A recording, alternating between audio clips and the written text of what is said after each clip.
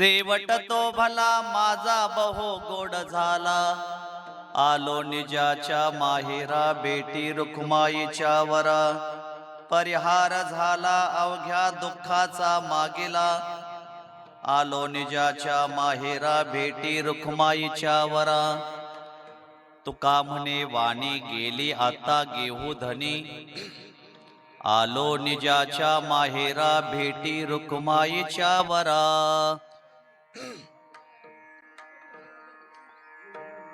महायोग पीठे तटे भीमरथ्यां वरं पुंडरीकाय दातु मुनीन्द्रे, समागत्य तिष्ठन्तमानन्दकन्दं परब्रह्मलिङ्गं भजे पाण्डुरङ्गम्. पाण्डुरङ्ग करो प्रथम नमन, पाण्डुरङ्ग करो प्रथम नमन, पांडुरंग करो प्रथम नमन, पांडुरंग करो प्रथम नमन, पांडुरंग करो प्रथम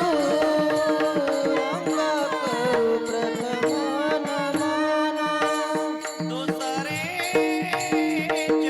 चरणा संतांचिया, दुसरे चरणा संतांचिया, त्यांच्या कृपादाने कथेचा विस्तार, त्यांच्या कृपादाने कथेचा विस्तार.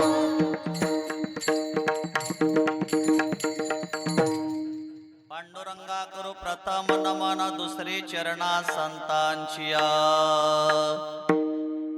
ओम नमो ज्ञानेश्वरा, ओम नमो ज्ञानेश्वरा, ओम नमो ज्ञानेश्वरा, ओम नमो ज्ञानेश्वरा. करुणा करा दयाळा, करुणा करा दयाळा, करुणा करा दयाळा, तुमचा अनुग्रह लादलो, पावन झालो चराचरी.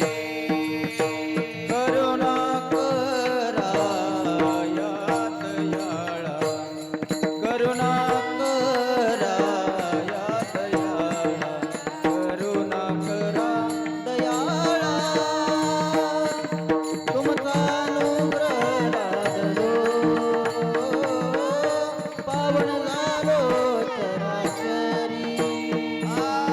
ओम नमो ज्ञानेश्वरा, करुणा करा दयाळा, तुमचा अनुग्रह लादलो, पावन झालो चराचरी. शेवट तो भला माझा बहु गोड झाला, आलो निजाच्या माहेरा भेटी रुक्माईच्या वरा. प्रस्तुत प्रसंगी प्राप्तस्थळी संप्राप्त सेवेसाठी थोडा गेल संप्राप्ती सेवेसाठी निवडलेला अभंग देहूचे सुप्रसिद्ध साधू श्री जगद्गुरु तुकोबराय सकल गुण गंभीर संसार रणवीर हाती हरिनाम तीर निकृत्त कलिकाल शीर चंद्रभागा मातेप्रमाणे इंद्रायणी मातेप्रमाणे पावन करणाऱ्या अभंग संहितेतील अभंग सेवेकरता निवडलेला आहे. विठ्ठल विठ्ठल विठ्ठल विठ्ठल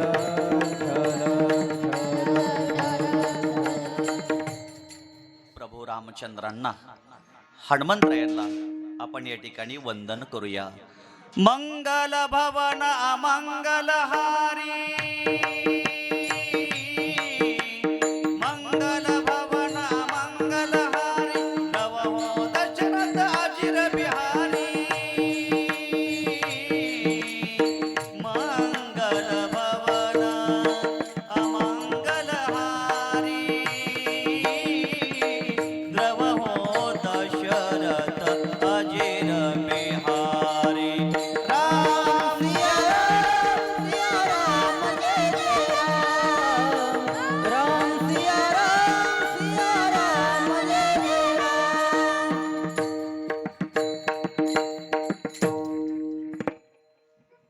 शेवट तो भला माझा बहु गोड झाला, आलो निजाच्या माहेरा भेटी रुक्माईच्या वरा.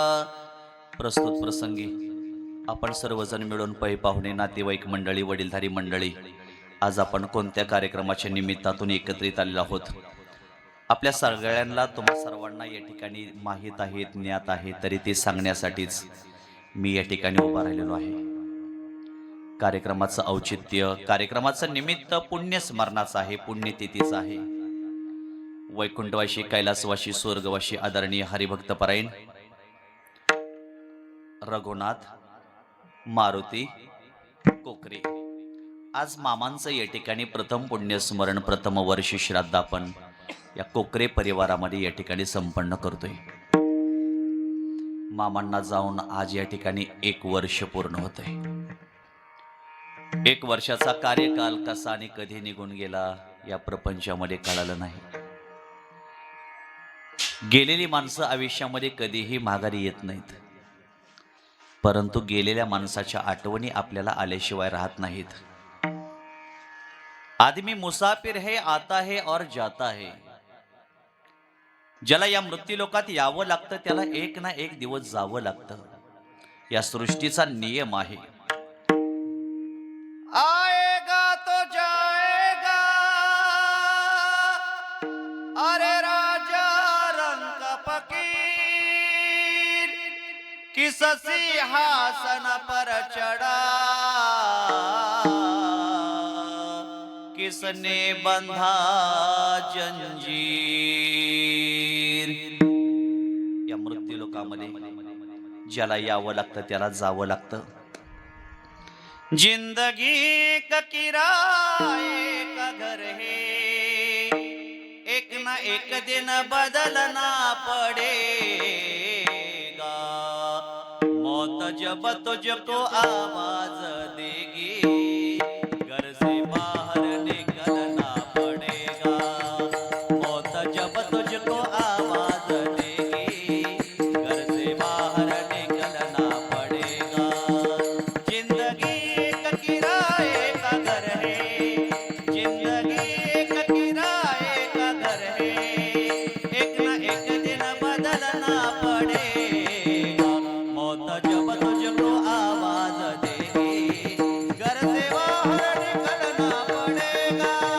घर से बाहर निकलना पड़ेगा. घर से बाहर निकलना पड़ेगा. मृदंगाचार्यासाठी टाळ्या वाजवा. 1 नंबर आहे. प्रत्येकाला एक निगळ दिवस जावं लागणार आहे. गरीब असू द्या, श्रीमंत असू द्या, शिक्षित असू द्या, अशिक्षित असू द्या, देशभक्त असू द्या किंबहुना हरिभक्त असू द्या, प्रत्येकाला जावं लागणार आहे. या मृत्यू लोकात आपले आजोबाले निघून गेले.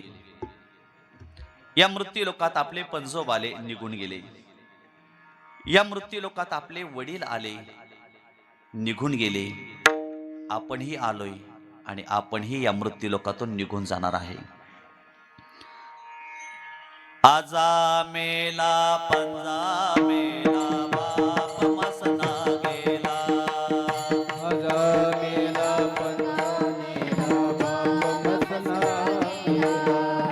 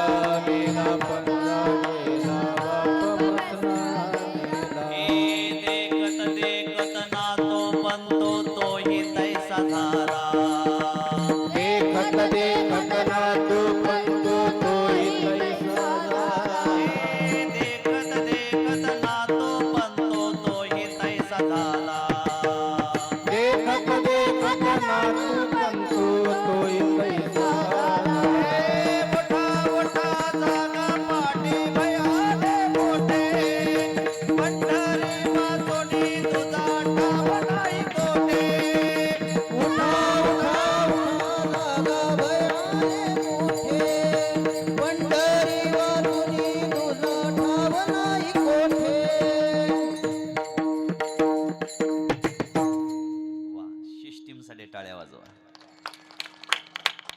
एक नंबर आहे. फक्त पैसे कमी घेत चला. मामांचं पुण्यस्मरण आहे. पुण्यतिथी पुण्यस्मरण कोणाचंही साजरं होत नाही. पुण्याचा संचय करणारा जो व्यक्ती आहे त्याला पुण्यात्मा म्हणतात. आणि हा पुण्यात्मा ज्या तिथीला देह ठेवतो त्याला पुण्यतिथी असे म्हणतात. असे परोपकारी जीवन जगणारे वैकुंठवासी आदरणीय रघुनाथ मारुती कोकरे कोकरे पाहुण्यांचा कार्यक्रम या ठिकाणी आहे. आज त्यांचं या ठिकाणी पिंडदान आहे. वर्ष श्राद्ध आपण सगळ्यांनी केलं पाहिजे. या देहावर आल्यानंतर देव ऋण आपल्यावर आहे. या देहावर आल्यानंतर आपल्यावर संत ऋण आहे. आपल्यावर पितृ ऋण आहे. विको कमी ऋषी ऋण आहे. या ऋणातून मुक्त झालं पाहिजे. देवाचं भजन केलं की देवाच्या ऋणातून मुक्त होतो. संतांचं नामचिंतन वारी केली की संतांच्या ऋणातून मुक्त होतो. आणि आई वडिलाची सेवा केली, आई वडिलाचं पिंडदान केलं, त्यांचं वर्ष श्राद्ध केलं की आपण त्यांच्या ऋणातून मुक्त होतो. ह्याच्या अगोदर काय घडलं असेल तर झालंच. सेवेमध्ये काही कमी जास्तपणा झाला असेल तर झाला. पण नंतर तरी आपण त्यांचं शेवटचं कार्य अगदी गोड केलं पाहिजे. वर्ष श्राद्ध घरामध्ये करावं. ब्राह्मण काकाला घरी बोलवावं. ब्राह्मणानेच पिंडदान करावं. काका सांगतील त्या पद्धतीने आपण पिंडदान घरामध्ये करायचे. त्याच्यावर तीळ टाकायचे, सातू टाकायचे. पितरांचं खाद्य तीळ आणि सातू आहे ते आपण त्यांना द्यावं. आणि ते झाल्यानंतर आपण फोटो बाहेर आणावा. फोटो बाहेर आणल्यानंतर आपण 10 ते 12 आपल्या घरी कीर्तन घ्यावं. गेलेल्या व्यक्तीला आपण पैसा देऊ शकत नाही. गेलेल्या व्यक्तीला आपण धन देऊ शकत नाही. गेलेल्या व्यक्तीला काही देऊ शकत नाही. किंबहुना त्यांनी जी कमवलेली प्रॉपर्टी आहे त्या प्रॉपर्टीतला त्यांना काही त्यांचा हिस्सा घेऊन जाता येतो का हो? नाही घेऊन जाता येत. जर एखादी व्यक्ती निघून चालली आणि जाताना तिचं ते त्यांनी बरोबर घेऊन निघाले तर हे तर कोणी ठेवलं नसतं. शक्यतो या मृत्यू लोकात कोणालाही बरोबर घेऊन जाता येत नाही. म्हणून आपल्या सगळ्याच्या पुण्यानं त्यांना घेऊन जाता येत नाही. मग काय करायचं? त्यांच्या प्रित्यार्थ आपल्याला जेवढं दानधर्म करता येईल तेवढं करावं. त्यांच्या प्रित्यार्थ आपल्याला जेवढं पुण्य करता येईल तेवढं करावं. पुण्याचं फल आहे सुख आणि पापाचं फल आहे दुःख. आपल्या प्रपंचात सुख मिळावं असं वाटत असेल तर आपल्या घरामध्ये त्यांच्या प्रित्यार्थ पुण्य करावं. आज त्यांच्या प्रित्यार्थ आपण काय काय करावं? अन्नदान करावं, केलं पाहिजे. भारतासारखी पवित्र भूमी जगात दुसरे कोणते नाही. गायत्री सारखा पवित्र मंत्र जगात दुसरा कोणताही नाही. ज्ञानोबराय तुकोबराय सारखे संत जगात दुसरे कोणतेही नाही. वारकरी संप्रदाय सारखा संप्रदाय जगाच्या पाठीवर दुसरा कोणताही नाही. आणि अन्न उदकासारखं दान या जगामध्ये कोणतंही नाही. म्हणून अन्नदान घरामध्ये करावं. आणखी काय करावं? पैसे दान करावेत. लक्ष्मी दानानं शुद्ध होत असते. शस्त्रानं होतो क्षत्रियाचा परिचय. परमार्थानं होतो माणसाचा परिचय. त्यागानं होतो संतांचा परिचय. आणि दानानं होतो श्रीमंताचा परिचय. आपली संपत्ती थोडी का होईना चांगल्या ठिकाणी दान दिली पाहिजे. मंदिराला दान द्या. गोरगरीब विद्यार्थी ज्या शाळेत शिकत असतील त्या शाळेला दान द्या. एखाद्या संस्थेला दान द्या. आपण 100% संपत्ती दान दिली पाहिजे. आणखी त्यांच्या स्मरणात काय करावं? ज्ञानदान घरामध्ये करावं. कीर्तन, भजन, पूजन, नामस्मरण आपण त्यांच्या प्रित्यार्थ आपल्या घरामध्ये जरूर केलं पाहिजे. करावे कीर्तन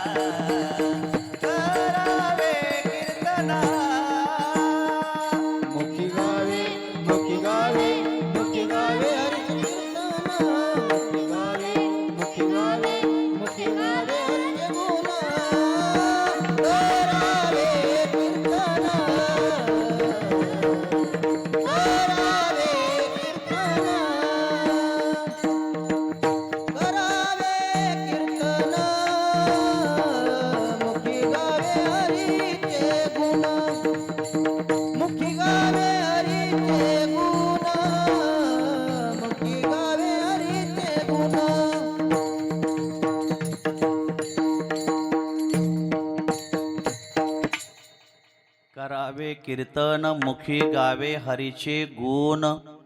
आज वर्षी श्राद्धाला कीर्तन करावं आणि मुखाने हरीचे गुण आपण गावं. हरीचे गुण मुखाने कीर्तन करण्यासाठी, नामस्मरण करण्यासाठी आज सर्व भजनी मंडळ उपस्थित आहे. कार्यक्रम जो होत असतो तो माझ्या एकट्यावर होत नाही, सहकारी मंडळावर अवलंबून असतो. गोड मृदंग वादक हरिभक्तपरायण आदरणीय आमचे अमरजी महाराज पाटील, एकदा टाळ्या वाजवा त्यांच्यासाठी.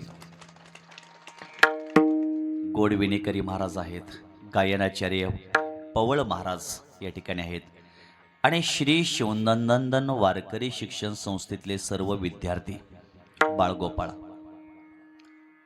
शाळा चांगली असली म्हणजे मुलं शिकतात असं नाही, मुलं चांगली असली की कोणत्याही शाळेत शिकतात. आई बापाच्या कष्टाची जाणीव ज्या मुलांना आहे ती मुलं आयुष्यात कधीही वायपट जात नाहीत. आपल्या मुलांना योग्य वळण लागावं, आपल्या मुलांना योग्य संस्कार लागावे, याच्यासाठी प्रत्येक आई वडिलांनी मुलांना वारकरी शिक्षण संस्थेमध्ये घातलं पाहिजे. तरच आपला मुलगा योग्य मार्गाला जाईल आणि चांगल्या मार्गाला जाईल. विठ्ठल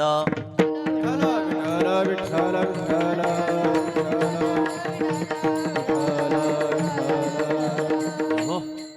म्हणून संस्थेतले सर्व विद्यार्थी, पै पाहुणे मंडळी, अभंग निवडलाय श्री जगद्गुरु तुकोबरायांचा आहे. या मृत्यू लोकामध्ये आपण सर्वजण येत असतो.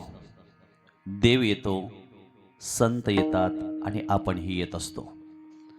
देवाला आणावं लागतं, संत स्वतःहून येत असतात आणि तुम्हामा जीवाला या मृत्यू लोकात यावं लागतं. धर्माची स्थापना करण्यासाठी देवाला या ठिकाणी आणावं लागतं आणि याला रोपाबळी करोनी खळी हरिदासी. पुंडलिक रायानं या मृत्यू लोकामध्ये भगवान परमात्म्याला आणलं. पंढरीचा राजा पांडुरंग परमात्मा त्या परमात्म्याला या मृत्यू लोकामध्ये आणलं. पुंडलिक रायानं काय केलं? आईवडिलाची सेवा केली. आईवडिलाची खूप सेवा पुंडलिक रायानं केली. पुंडलिक रायाचा आदर्श जर प्रत्येक मुलांनी घेतला तर कधीही वृद्धाश्रम निघणार नाहीत. पण आज या कलियुगामध्ये बरीचशी मुलं आई वडिलाला वृद्धाश्रमात पाठवतात. गरिबाची मुलं, गरिबाचे आई वडील किंबहुना शेतकऱ्याचे आई वडील वृद्धाश्रमात आहेत का? भरपूर शिकलेल्या मुलांचे आई वडील वृद्धाश्रमात आहेत. हो, एक वाक्य बोलतो, मुलं असणारे आई वडील सुखी आहेत का? मुलं नसणारे आई वडील आज कलियुगात सुखी आहेत. हो, हा, आपण त्यांना वाटतंय ना आम्हाला पाहिजेत. साहेब म्हणतात नसणारे आई वडील सुखी आहेत. आम्ही बारामतीला वृद्धाश्रमात गेलतो, तिथं सहज विचारलं, बाबा मुलगा तुमचा काय करतो? महाराज माझा मुलगा अधिकारी आहे. आई तुमचा मुलगा काय करतो? महाराज माझा मुलगा इंजिनियर आहे. आई तुमचा मुलगा काय करतो? महाराज माझा मुलगा कलेक्टर आहे, डॉक्टर आहे, वकील आहे. पण त्या वृद्धाश्रमात राहणारे कोणतेच आई वडील म्हटले नाहीत, महाराज माझा मुलगा वारकरी आहे आणि शेतकरी आहे. या कलियुगामध्ये अजूनही शेतकऱ्यांनी आपले आई वडील कसे का होईना घरामध्ये सांभाळलेले आहेत. थोडा का होईना सकाळी संध्याकाळी 4 घास भाकरी चपाती वगैरे त्यांना देत असतात. कलियुगामध्ये जी मुलं भरपूर शिकलेली आहेत त्यांचेच आई वडील वृद्धाश्रमामध्ये आहेत. सहज एक दिवशी मी पेपरला बातमी एक वाचली, घरामध्ये मुलाची, आईची आणि सुनेची रोज कटकट घरात व्हायची. आजही साहेब होतातच. प्रत्येकाच्या घरामध्ये कटकट आहेत. तुमच्या नाहीत, माझ्या बेतीत चालू आहे. ह्यांच्यामुळं होती, कधी ह्याच्यामुळं होती. भांड्याला भांड प्रपंचामध्ये लागत असतं. घरोघरी मातीच्या चुल्या. आम्ही सहज घरामध्ये सुनेची, नवऱ्याची, सासूची भांडणं व्हायची. एक दिवशी सहज सुनबाई जवळ आली, नवऱ्याच्या समोर उभा राहिली आणि सांगितलं, ऐका, एकतर मी राहील नाही तर एकतर तुमची आई राहील. त्याला बी काय करावं ते कळ नाही. इकडं बायको, इकडं आई, कुणाला सोडायचं? बायको निघून गेली तर प्रपंच कोणी करायचा? तुकडे घरामध्ये कोणी घालायचे? आई निघून गेली तर लोक म्हणतील, बघा आईला घराच्या बाहेर काढलं पत्नीसाठी. मनात विचाराला काय करावं काय करावं, आणि ही सगळी गोष्ट आईनं ऐकली. आईनं सांगितलं, बाळा इकडे एक कर, तुझ्या बायकोला पाठवण्यापेक्षा मीच कुठंतरी जाते. आईनं पर्याय निवडला. ठीक आहे आई, कुठं जायचं? चल मला कुठल्या तरी वृद्धाश्रमात नेऊन सोड. मुंबई सारख्या ठिकाणी वृद्धाश्रमामध्ये त्या ठिकाणी आईला ठेवलं. 2-4 महिने आई वृद्धाश्रमात राहिली. आणि मदर्स डे आला आणि त्या दिवशी सहज प्रत्येक मुलांना तिथले जे शिक्षक असतात ते फोन करतात, अहो मदर्स डे आहे, फादर्स डे आहे, उद्या भेटायला या. सहज मुलगा आईच्या जवळ गेला आणि आईला भेटला. आई कस काय चाललंय, बरं चाललंय का ग? 2 महिने झालं मला तुझी आठवण येते, पण काय करावं? मनात विचाराला, आई तुझं बरं चाललंय का ग? हो बरं चाललंय बाळा. बोल आई, तुला आज मी तुला भेटायला आले, तुला काय पाहिजे ते माग, मी द्यायला तयार आहे. 1000 रुपयाची साडी आणू का? तुला खायला काय घेऊन येऊ का? तुला काय आणू का? आईनं सांगितलं, मला काहीच नको आणू, फक्त एक कर. या वृद्धाश्रमामध्ये आम्ही सगळे या ठिकाणी वृद्ध राहतो. आज उन्हाळ्याचे दिवस आहेत, पाठीमाग गटर लाईन आहे आणि या खिडकीतून अनेक प्रकारचे डास येतात आणि हे डास चावा घेतात. बाळा, आम्हाला भरपूर डास चावतात, आम्हाला संध्याकाळची झोप लागत नाही, पण तशीच आम्ही झोप काढतोय. पण बाळा एकच कर, मला साडी आणू नको, मला पैसे देऊ नको, मला धन देऊ नको, फक्त या वृद्धाश्रमाच्या खिडक्यांना तेवढ्या डासाच्या जाळ्या बसव. आई काय मागते हे? मला वाटलं तू साडी मागशील, मला वाटलं तू पैसे मागशील, मला वाटलं तू एखादं काहीतरी दागिना मागशील, पण हे काय मागते? खिडक्यांना जाळ्या मागते. हो जाळ्याच मागते. का रे बाळा, का काही जाळ्या मागते तू? बाळा, मी कशीही झोपेल, मी कसाही त्रास सहन करेल, पण आज जसं तुम्हाला वृद्धाश्रमात पाठवलेलं आहे, मी सुखाने झोपेल, मला काही अडचण नाही, मला काही त्रास होणार नाही. पण एक दिवस तुझाच मुलगा तुला या वृद्धाश्रमामध्ये पाठवणार आहे. त्या दिवशी या खिडक्याला जाळ्या नसल्या तर डास चावल्यानंतर तुला संध्याकाळची झोप लागणार नाही, म्हणून खिडक्याला जाळ्या मागते. आज एक कलियुगामध्ये सगळं साहेब घडायला लागले. आई रे बेमान दुनिया, आई रे, आई रे बेमान दुनिया, आई रे, आई रे बेईमान दुनिया, आई रे बेईमान दुनिया,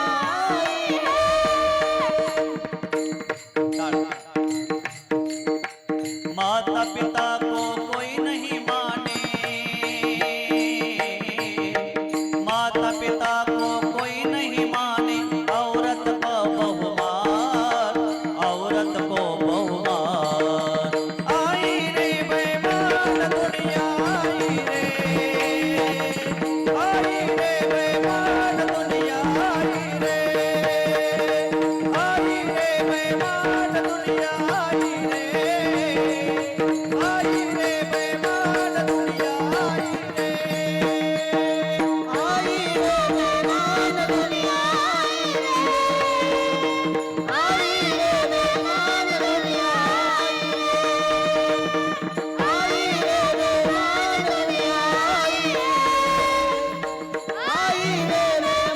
दुनिया, आई रे बेईमान दुनिया. मुलगा जाग्यावर बसला. नाईला सांगितलं, आई मी आजच्या आज जातो आणि या वृद्धाश्रमाच्या खिडक्यांना जाळ्या बसवतो. आई माझं चुकलंय, मला माफ कर. मी बायकोच ऐकून मी तुला या घरातून बाहेर ढकललं आणि मी तो वृद्धाश्रमात तुला आणलं.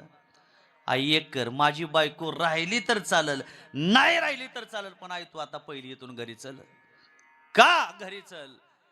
आज मी तुला वृद्धाश्रमात पाठवलंय, माझा मुलगा समोर आला तर मला सहज त्याच्या लक्षामध्ये येईल, माझ्या वडिलांनी माझ्या आजीला वृद्धाश्रमात पाठवलं, मी सुद्धा बाबा एक दिवशी तुम्हाला वृद्धाश्रमात पाठवेल. आई तू आताच्या आता घरी चल. का घरी चल? माझ्या मुलानं मला वृद्धाश्रमामध्ये पाठवू नये म्हणून तू घरी चल बघ, बाकी काय करू नको. म्हणून खूप भयंकर काळ या मृत्यूलोकात येणार आहे. म्हणून देवाला या मृत्यूलोकात आणावं लागतं. संत महात्मे स्वतःहून या मृत्यूलोकात येतात. काय येतात? आड राणाला भरलेलं जग सतमार्गाला लावण्यासाठी, वाईट मार्गाला गेलेलं जग चांगल्या मार्गाला लावण्यासाठी या मृत्यूलोकामध्ये संत आलेले आहेत. हरी भजनी हे डवळीले जगा, हरी भजनी हे डवळीले जगा, हरी भजनी गवळीले जग, हरी भजनी गवळीले जग. चुकविला लगा कळकळाचा, चुकविला लगा कळकळाचा, हरी भजनी डवळीले जगा, हरी भजनी डवळीले जगा. चुकविला लाग कळीकाळाचा, चुकविला लाग कळीकाळाचा, हरी भजनी गवळीले जग,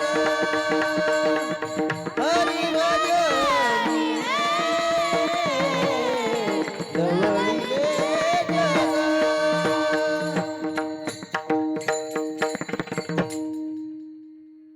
चार पैसे हातात आले म्हणून लगेच हवेत उडू नका.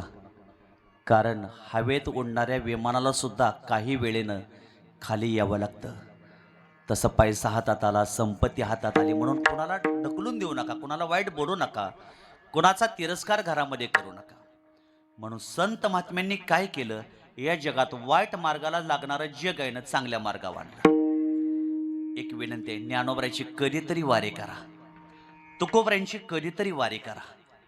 नामदेवराय पंढरपूरमध्ये आहेत, कधीतरी त्यांना भेटायला चला. आता परवा दिवशी 29 तारखेला जया नावाची एकादशी आहे, महाग वारी आहे, सगळ्यात पवित्र वारी. आपण सगळ्यांनी पंढरपूरला गेलं पाहिजे.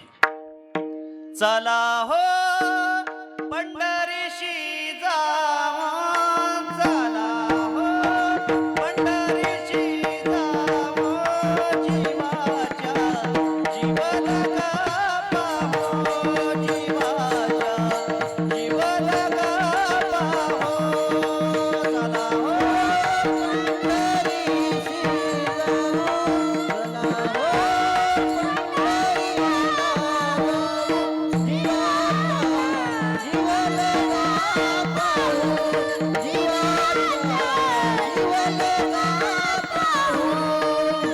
डोळे निवातील तारा, मनात येते समाधाना, डोळे निवातील तारा, मनात येते समाधाना, चला हो पंढरीला जावो, चला हो पंढरीला जावो, जीवाच्या जीव लगा पाहो, जीवाच्या जीव लगा पाहो, चला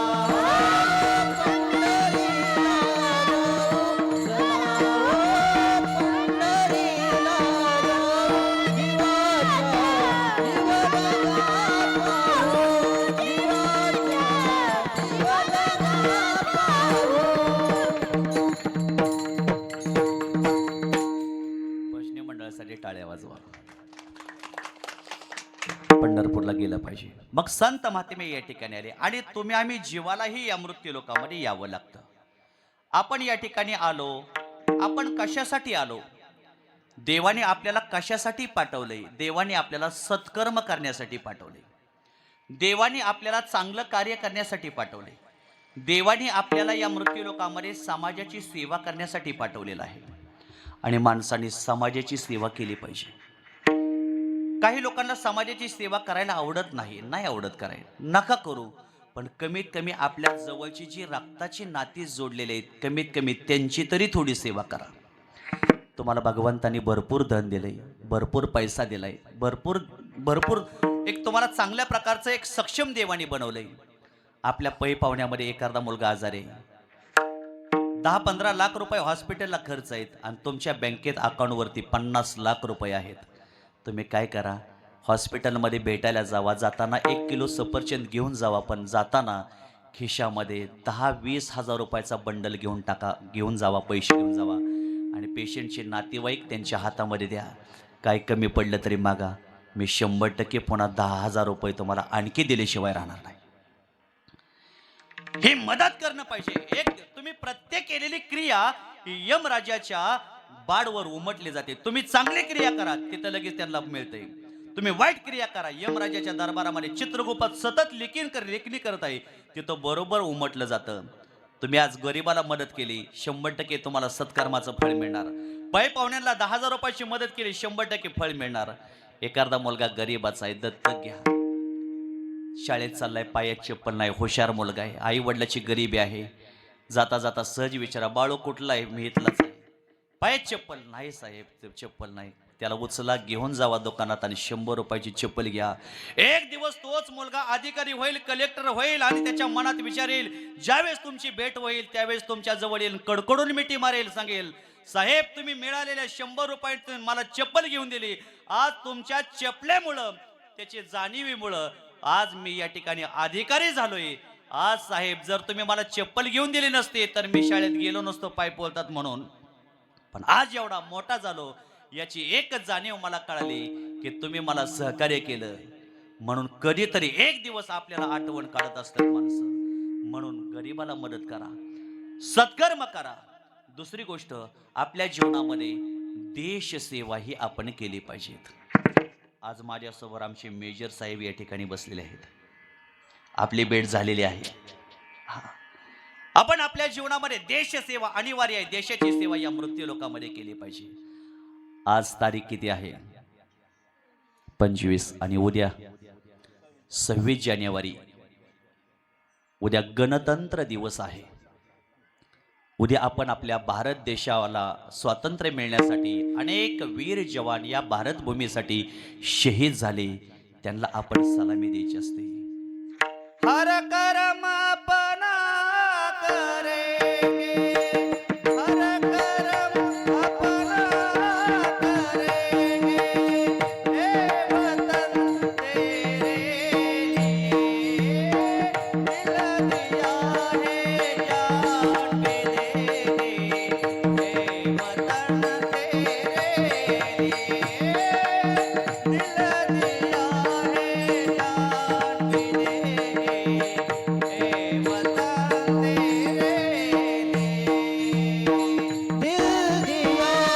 दिल दिया है जान भी देंगे, हे वतन तेरे लिए। दिल दिया है जान भी देंगे, हे वतन तेरे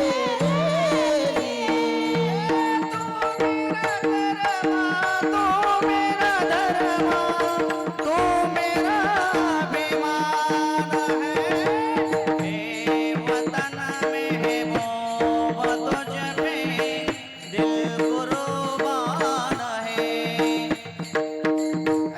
हम जिएंगे और मरेंगे, हे वतन तेरे लिए दिल दिया है जान भी देंगे, हे वतन तेरे लिए दिल दिया है जान भी देंगे, हे वतन तेरे लिए.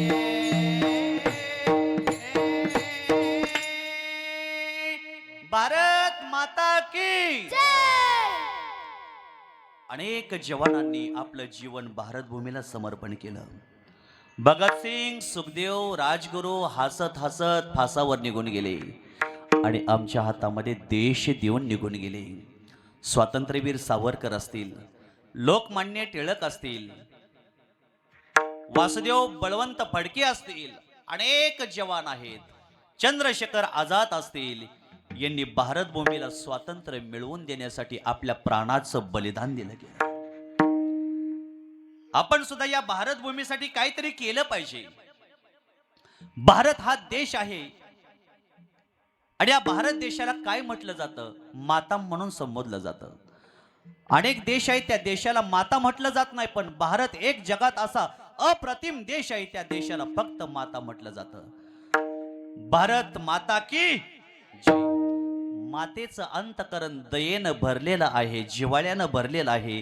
तसं भारत देशामध्ये राहणाऱ्या प्रत्येक व्यक्तीचं अंतकरण दयेनं भरलेलं आहे. जसं आईचं अंतकरण प्रेमळ आहे, तशा देशातल्या राहणाऱ्या प्रत्येक व्यक्तीचं अंतकरण प्रेमळ आहे.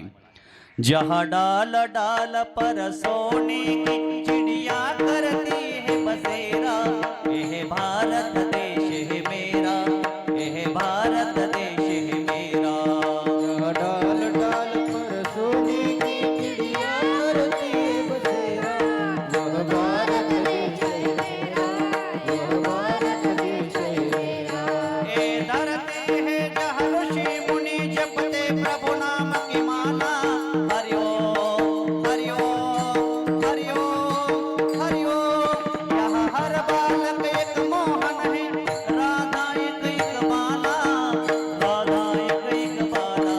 यहाँ सूरज सबसे पहले आकर डाले अपना घेरा. ओ भारत देश है मेरा, ओ भारत देश है मेरा, ओ भारत देश है, वह भारत देश है मेरा. भारत माता की. आज आपण जर या मृत्यू लोकात जिवंत कोणामुळे असेल तर भारताच्या वीर जवानांमुळे जिवंत आहे. आपल्या घरात जर दोन मुलं असतील तर एक देशभक्त करावा आणि एक हरिभक्त करावा.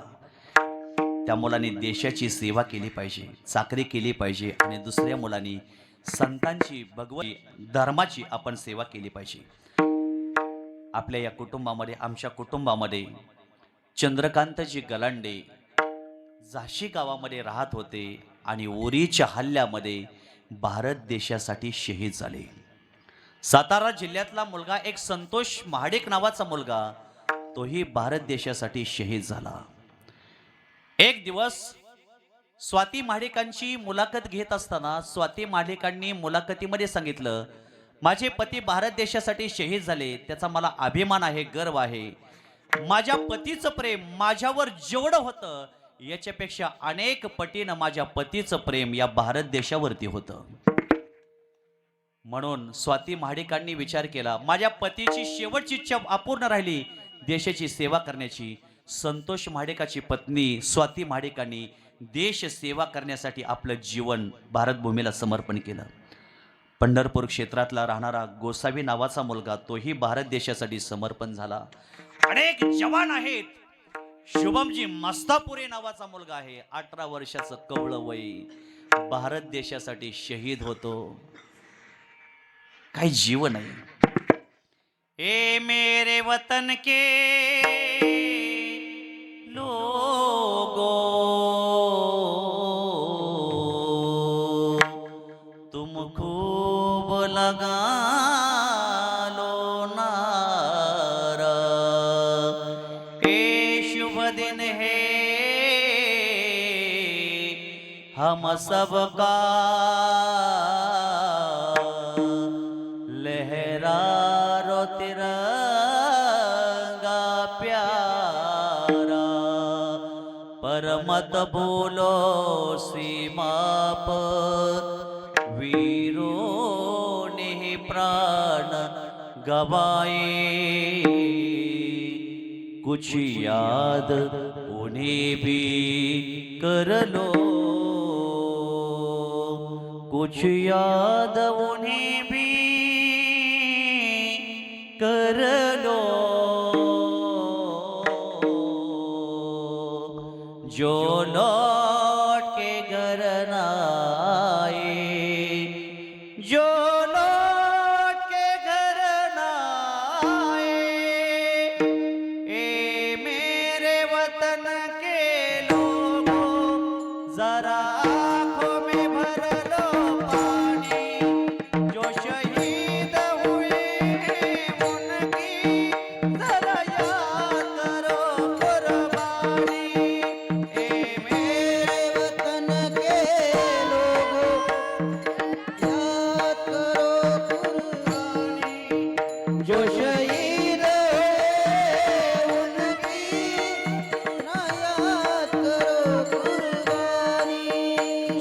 घायल हुआ हिमालय, खतरे में पड़े आजादी, जब तक ते सांस लड़े हो, फिर उनकी लाश बिछा दे।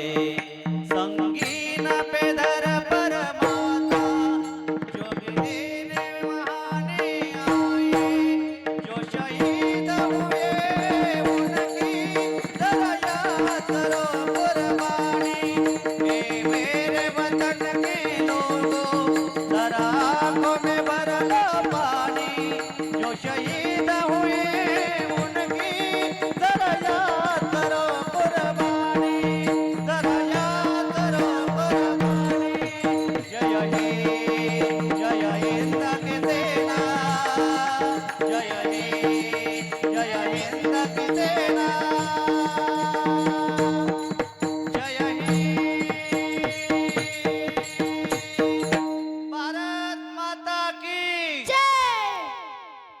साहेब, आजचं कीर्तन फुलाचं कीर्तन नाही तर आजचं कीर्तन सलामीचंच कीर्तन आहे.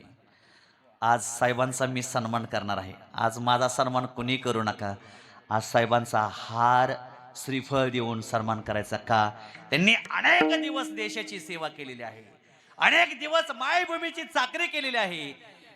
जगलो तरी मायभूमीचा आणि गेलो तरी मायभूमीचा.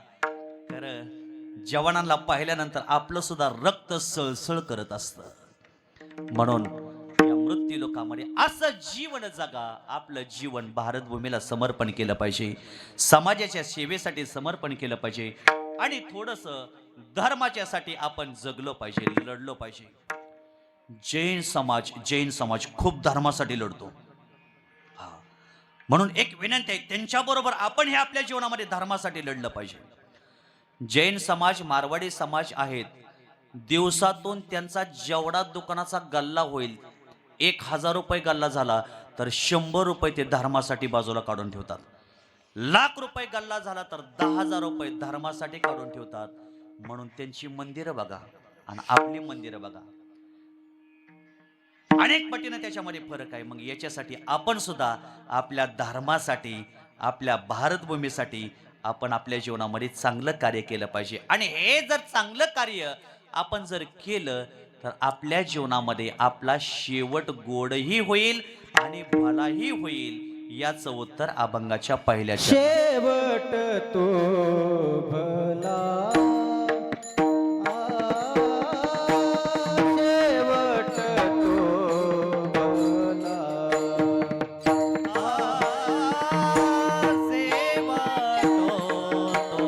भला,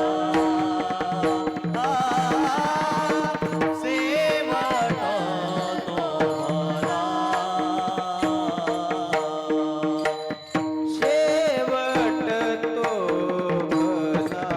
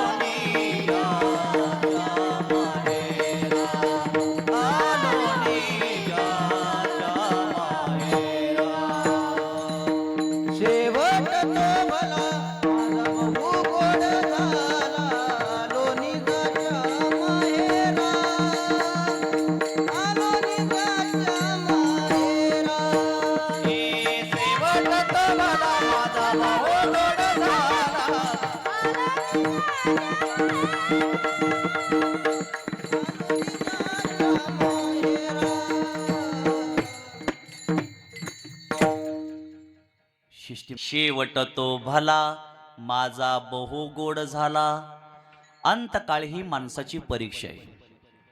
काही विद्यार्थी शाळेमध्ये जातात, 6 महिने गैरहजर असतात आणि शेवटच्या 4 महिन्यात शाळेत जातात, अभ्यास करतात आणि 1 नंबरने पास होतात. आणि काही विद्यार्थी असे आहेत, वर्षभर शाळेत जातात आणि नेमके परीक्षेच्या दिवशी आजारी पडतात आणि नापास होतात. तसं एक विनंती आहे, आपण आपल्या जीवनामध्ये परीक्षा चांगली द्यावी आणि उत्तम मार्काने आपण पास व्हावं. काहींचा शेवट गोड असतो पण भला नसतो. काहींचा भला असतो पण गोड नसतो. काहींचा भलाही आहे आणि गोडही आहे. काहींचा भलाही नाही आणि गोडही नाही. काहींची शेवट कडू असतो पण भला नसतो. अवघड परिस्थिती आहे. कधी कधी आमचा शेवट गोड आहे पण भला नाही. आम्ही प्रपंचामध्ये एवढं राबतो, कष्ट करतो आणि एवढं चांगले संपत्ती मिळवतो, भरपूर मिळवतो आणि अंतकाळाला कुठंतरी ते कोपऱ्यात पडलेले असतात.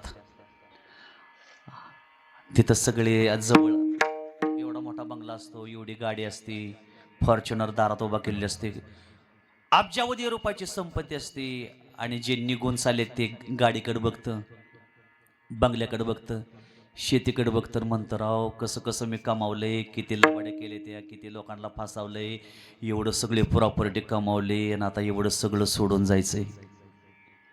काय वाटत असेल त्या माणसांना, काय अवस्था जीवन. म्हणून एक करा, असं कमवा की जेणेकरून ते आपल्या बरोबर आलं पाहिजे. मग माणसाने धन संपत्ती पैसा कमवण्यापेक्षा माणसाने आपल्या जीवनामध्ये माणुसकी कमवा आणि पै पाहुण्यांचं प्रेम कमवा. एवढं केलं पाहिजे. माणुसकी सारखं नातं या जगामध्ये दुसरं कोणतंही नाही. तुमच्याकडे पैसा किती आहे, धन किती आहे हे माहिती नाही, पण तुमच्या अंतकरणामध्ये माणुसकीचं नातं किती आहे हे जगात सगळ्यात पवित्र नातं आहे.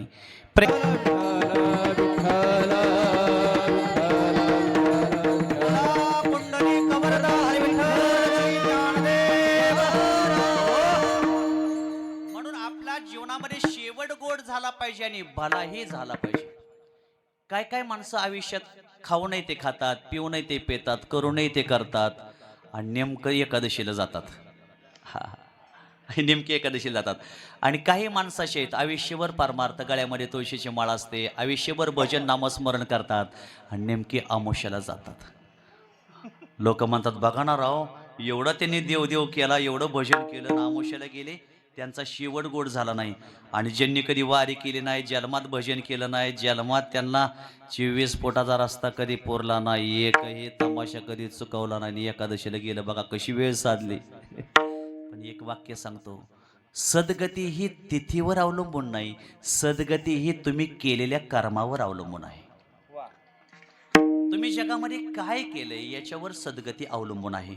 मग आपल्याला तिथीची मार्क मिळतात. जर एखाद्या विद्यार्थ्यांनी ड्रॉइंगची परीक्षा दिली आणि त्याला सिगरेट पडली, एलिमेंटरी इंटरमिजिएट, तर त्याची 5% मार्क मिळतात. खेळाडूचं समजा पारितोषिक असलं कबड्डीचं, कुस्तीचं वगैरे, तर 5% वाढवून मिळतात. तसं एकादशीला गेले तर त्याची बोनस मार्क मिळतात, पण 100% मिळत नाहीत. तसं 100% आपल्याला भगवंतानी आपल्या जवळ जागा मिळावी असं वाटत असेल तर जीवनामध्ये जेवढं चांगलं कार्य करता येईल तेवढं केलं पाहिजे. विठ्ठल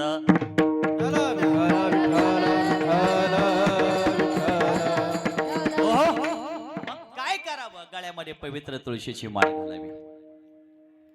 साहेब, आज पुण्यामध्ये लोक असतात, खूप मोठे मोठे श्रीमंत मुलं आहेत, श्रीमंत लोक आहेत, त्यांच्या गळ्यामध्ये गोप असतात, सोन्याची चेन असतात गळ्यामध्ये सोन्याची.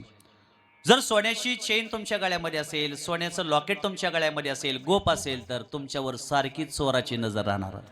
आणि तुमच्या गळ्यामध्ये जर तुळशीची माळ असेल तर तुमच्यावर पांडुरंगाची नजर राहणार आणि पांडुरंग परमात्मा तुमचं सगळ्यांचं रक्षण करणार. गळ्यात जर सोन्याचं लॉकेट असेल तर चोर आपल्याला मारेल, हाणेल, आपलं रक्षण करणार नाही. पण गळ्यामध्ये जर तुळशीची माळ असेल तर पाठीमागं उभा राहून पांडुरंग परमात्मा आपलं सगळ्यांचं रक्षण करणार. तुळशीची माळ हे काय आहे? सुदर्शन चक्र आहे, सुदर्शन चक्र. म्हणून या कोरोनाच्या लाटीमध्ये अनेक लोक गेले, पण ज्याच्या गळ्यात माळ आहे असा एखादा गेलाय का मला दाखवा. कवचित कवचित कुठेतरी भिवून वगैरे झाला असेल, पण 100% 99% अजिबात नाही. म्हणून एक विनंती आहे, येथून पुढचा काळ फार भयंकर येणार आहे. घोर कलिकाल इस सृष्टि में आ गया है. लोगों की असुरी वृत्ति बढ़ गई है. भक्ति ज्ञान वैराग्य को बढ़ाने के लिए वैष्णव लोग क्या करते हैं, जिससे मोह और माया का निवारण हो जाए. आपल्याला आपल्या जीवनामध्ये देवाजवळ जागा मिळावी, याच्यासाठी आपल्याला पुढच्या येणाऱ्या संकटातून वाचावं असं वाटत असेल तर सगळ्यांनी गळ्यामध्ये तुळशीची माळ घातली पाहिजे. जो कोणी आजच्या आज तुळशीची माळ घालेल त्यांना आमच्या विठ्ठल पाहुण्याकडून फुल पोषक. मामा, महाराज, तुम्ही काय पाकिट कमी असेल ना 1000-2000 वाढवून देतो. महाराज तुम्हाला काय पाहिजे असेल तर देतो, पण सगळं सांगा, पण आम्हाला माळ काय घालून सांगू नका बरं का. असं मनुष्य जन्म भगवंतानी देवाची सेवा धर्माची सेवा करण्यासाठी आपल्याला दिलेला आहे. म्हणून शेवट गोड करा. शेवट तो भला माझा बहु गोड झाला. जेवणाचा जसा शेवट गोड असतो तसं जीवनाचा पण शेवट गोड केला पाहिजे. जेवण गोड करण्यासाठी शेवट आपण दही दूध तूप लोणी खाल्लं पाहिजे. जेवणाचा शेवट गोड होतो. आणि जीवनाचा शेवट गोड होण्यासाठी अंतकाळाला देवाचं नामस्मरण केलं पाहिजे. दही दूध तूप लोणी शेवट खावा. शेवटचा गोड गोड घास खाल्ला की माणसाला गोड ढेकर येते. हा म्हणून जसं अन्न खातो तसे ढेकर येते, तसं अंतकाळाला जसं कर्म कराल ते कर्म पुढे आपल्याला भोगायला मिळत असतं. म्हणून शेवट गोड झाला पाहिजे. शेवट तो भला माझा बहु गोड झाला. आणि मग आपल्या जीवनामध्ये सगळ्याचं शेवटचं माहेर पंढरपूर आहे, तिथं गेलं पाहिजे. आलो निजाच्या माहेरा, आलो निजाच्या माहेरा, ओ आलो निजाच्या माहेरा, आलो निजाच्या माहेरा, आलो निजाच्या माहेरा,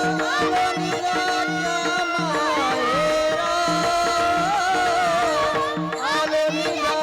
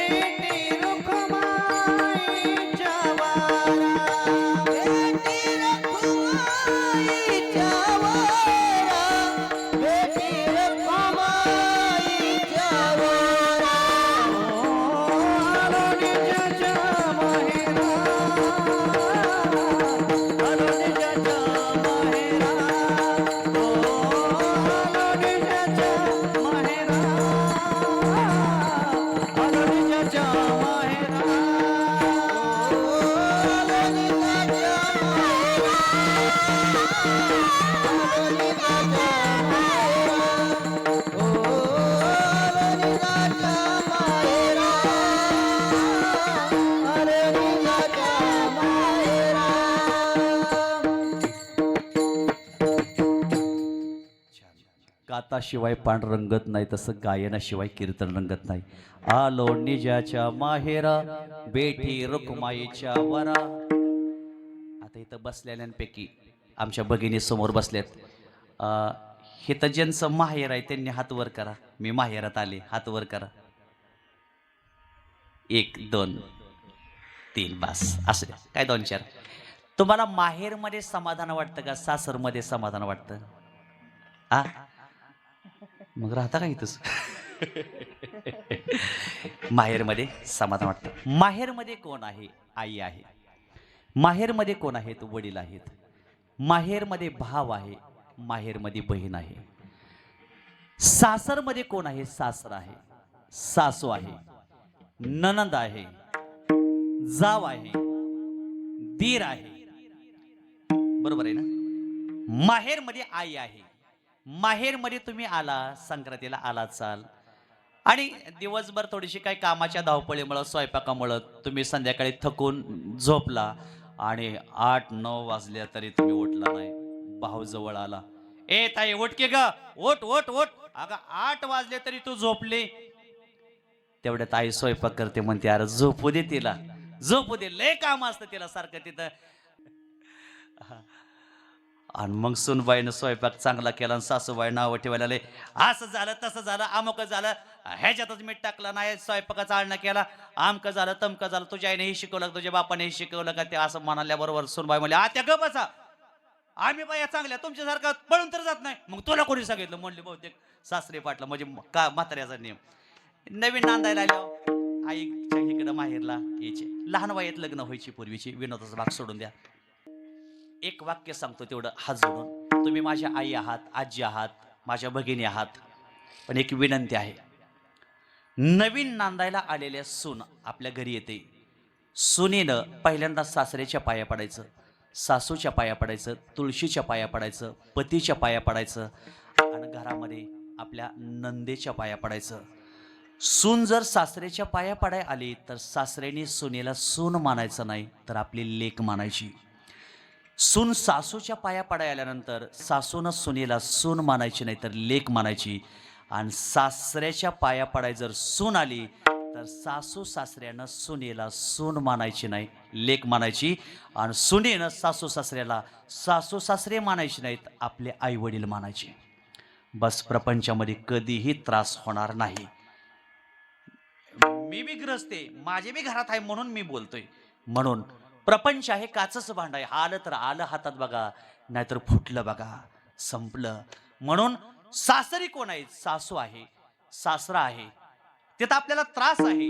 पण या जगात माहेरला आपली आई आहे, आपले वडील आहेत, आपली बहीण आहे, आपली भाव आहे, तिथं त्रास नाही. तिथं तुम्हीही गुण्या गोविंदाने मुक्तपणे राहा. तसं आपल्याला गुण्या गोविंदाने मुक्तपणे जर राहायचं असेल तर सगळ्यांनी माहेरला जावं. वारकऱ्यांचं माहेर कोणतं आहे हो? वारकऱ्यांचं माहेर पंढरपूर. म्हणून एखाद्या व्यक्तीचं आपली आई असेल तर तिचं श्राद्ध, तिचं पिंडदान माहेरला करावं. कुठं? पंढरपूरला करावं. मोक्ष प्राप्त होत असतं. म्हणून आलो निजाच्या माहेरा. पंढरपूर क्षेत्रामध्ये आपण, आपलं सगळ्यांचं माहेर आहे, महाराष्ट्रातलं माहेर आहे. आपण पांडुरंग परमात्मा आपला बाप आहे, रुक्मिणी आपली आई आहे, चंद्रभागा आपली बहीण आहे आणि पुंडलिकराय आपला भाव आहे. एकदा त्यांच्या चरणी नतमस्तक व्हा. जम्बू या द्वीपा माझी एक पंढरपूर नावा. जम्बू या दीपा माझी एक पंढरपूर गाव.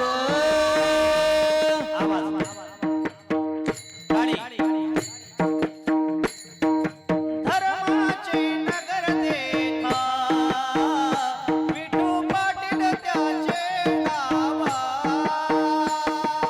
धर्माचे नगर देखा, विठू पाटील त्याचे नाव.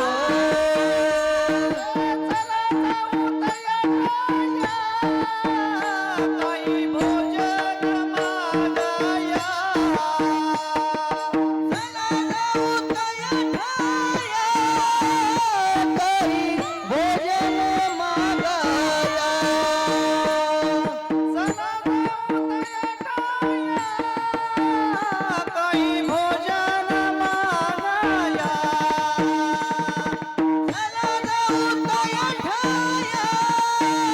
काही भोजन मागाया. हे विठोबाचा धर्म जातो, त्याचे चरणी लक्ष लागो. विठोबाचा धर्म जातो, त्याचे चरणी लक्ष लागो.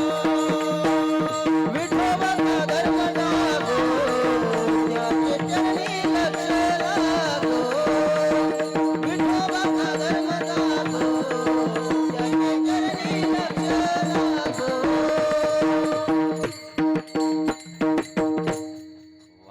भजनी मंडळासाठी टाळ्या वाजवा. एकदा भजन करू, फुलं वाटायला सुरुवात करा आणि 5 मिनिटांमध्ये सेवा या ठिकाणी आपण पूर्ण करूया. सर्वांना घाई गडबड आहे. 12:07 झालेत. 12:15 पर्यंत सगळं उरकू. विठोबा रखुमाई, विठोबा रखुमाई, विठोबा रखुमाई, विठोबा ज्ञानदेवा, हरिनाथ भगवान की जय. गौरी ज्ञानेश्वर महाराज की जय. जगद्गुरु तुकाराम महाराज की जय. बोला बोला बाळूमामांच्या नावानं.